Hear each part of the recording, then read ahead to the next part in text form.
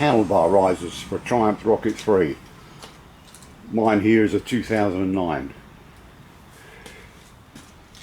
Is it needed? They go 1 inch up and 2 inches back. Yeah, it's definitely needed, because me sitting on the bike, I was like leaning forward over the bars and I always wanted to sit back more cruiser style.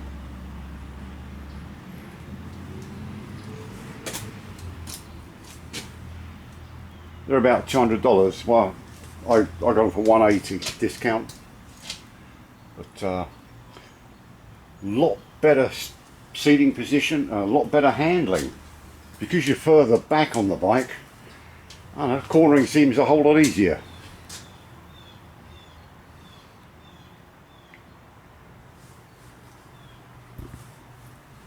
Fiddly job. It's a matter of all the cables, instead of going this side of the forks, they go this side, inside.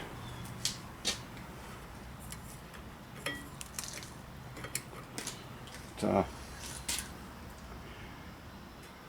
it's been checked over. The lock, left and right, all clear.